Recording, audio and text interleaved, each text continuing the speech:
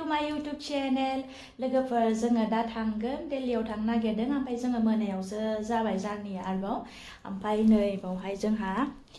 ready खालामखाबाय ओमफ्राय पेकिं आरि जाबाय ओमफ्राय जों दा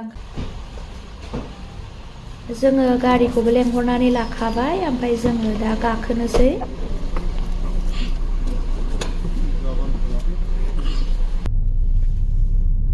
दा स्टार्ट खालामजेनबाय जों हठात थांनाया जादों आंनि हासबेन्डहा मोनसे केस दङ आरो दिल्लीयाव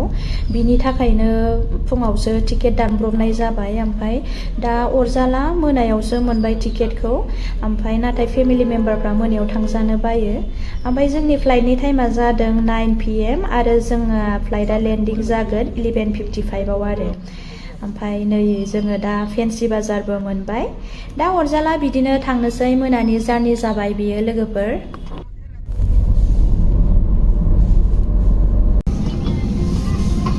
जोङो दा फ्लाइटआव गाखोबाय लोगोफोर ओमफ्राय बिदिनो फिसा फिसा भिडिअ क्लिप लानोसै आङो फ्लाइट सिङावनो ओरैनो टाइम पासनो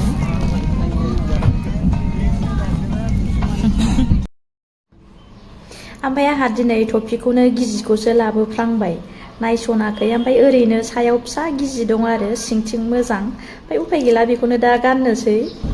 कृपया ध्यान दीजिए सभी अतिथियों से निवेदन है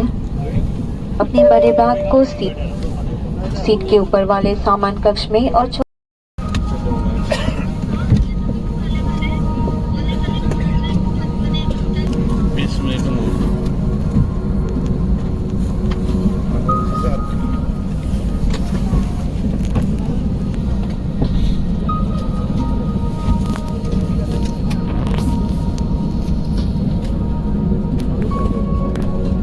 की सुरक्षा के लिए टेक ऑफ और लैंडिंग के दौरान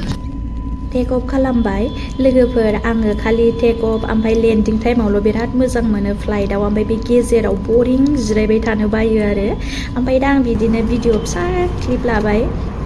फिसा फिसानो ओमफ्राय नै बावहाय दा जोंनो जाग्रा होबाय एसे डिनार फ्रि आरो एयार इन्डियायाव बिदिनो होयो ओमफ्राय दा जोंनो होदों सेन्डउइच ओमफ्राय माबा रल ना रुटिथाय ओमफ्राय माबानै पेक खालामनाय बायदि आरो ओमफ्राय आं लादों पनिर ओमफ्राय बिराद टेस्टिमोन आरो नैबे माने माबाया रला ओमफ्राय दा बे जानायखौनो नोंसोरनो देखायबाय एसेनो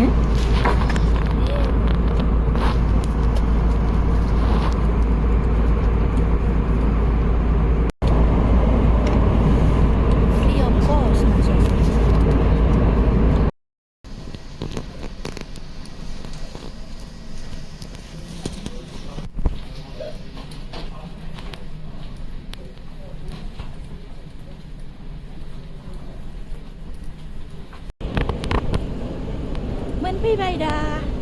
ओमफ्राय थांनोसै दा हटेलाव उन्दुनोबो ओंखारबाय उन्दुनो ओंखारनायालाय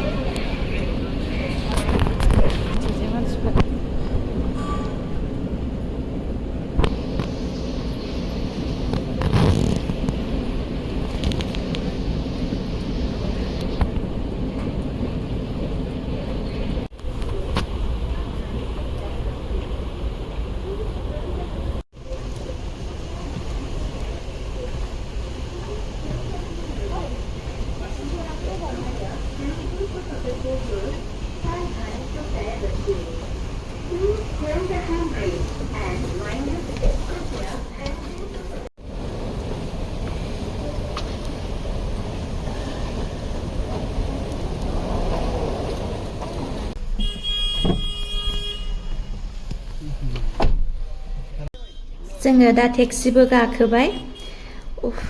उन्दुनोबो ओंखारबाय ओमफ्राय मोनायाव बिदिनो टेक्सिया एसे दाम बारा जायो आरो दा दिनैनि आंनि मोनानि जार्निया बेनोसै लोगोफोर स' गुड नाइट एभ्रिवान बाय